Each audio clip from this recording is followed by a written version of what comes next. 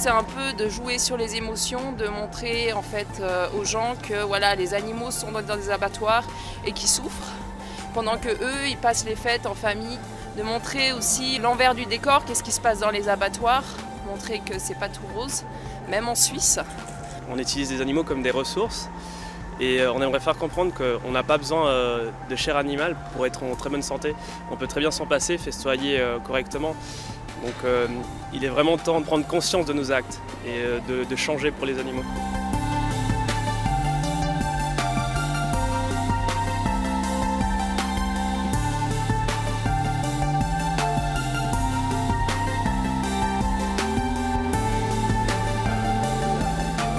On s'est dit que ça pourrait être sympa de rappeler aux gens ce que représentent ces fêtes de Noël quand ils parlent beaucoup de compassion, d'être généreux, d'être gentil.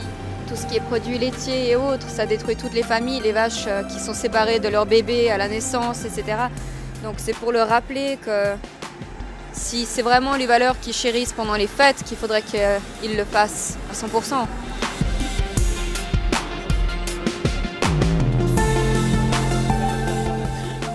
Franchement, ça fait mal au cœur de voir comment les gens ils peuvent les traiter, parce qu'ils pourraient au moins bien les traiter, puis pas les faire mourir comme ça, parce que c'est atroce. De faire ce genre d'action, c'est une bonne idée d'après vous? Ouais, c'est une bonne idée. Après, la plupart des gens, comment vous êtes placés, c'est bien, mais la plupart des gens, ils y prêtent pas attention. De nos jours, ils s'en foutent tous un peu. Et du coup, mais c'est une bonne action, je trouve, ouais. Je trouve que c'est bien, voilà, c'est tout ce que je peux dire.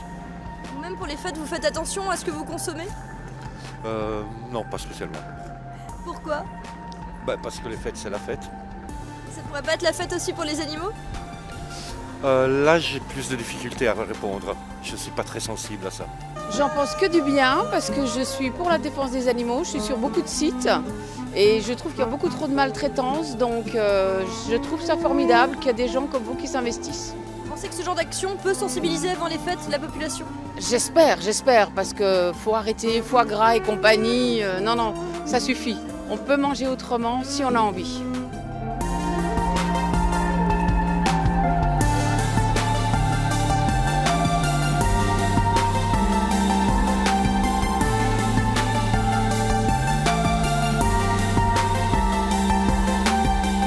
Il y a 4 ans, on a commencé avec les abattoirs, les fourrures, parce qu'aujourd'hui, voilà, on dénonce le problème qu'il soit autant alimentaire que vestimentaire.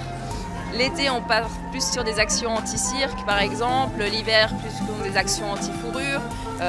Les abattoirs, c'est tout le long de l'année, parce que ça ne s'arrête pas, malheureusement. Mais c'est vrai qu'on met plus l'accent dessus pendant les fêtes. L'action antispéciste, c'est vraiment aussi donc dénoncer la souffrance animale, l'exploitation, parce que les animaux, ce ne sont ni des marchandises, ni des matières premières, ni des cobayes. Et aussi par rapport à l'environnement, parce qu'il faut savoir qu'il faut utiliser 15 550 litres d'eau pour 1 kg de steak. Donc c'est des ressources qu'on exploite pour l'élevage et c'est énorme. Si les politiques aujourd'hui ne veulent pas changer, il faut que le peuple s'élève contre ça.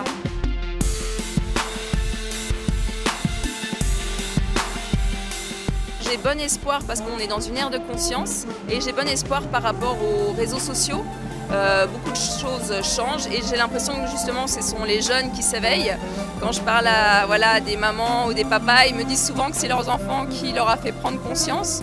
Donc je pense qu'il y aura une évolution dans le bon sens et puis qu'on arrivera à avoir des lois pour mieux les protéger.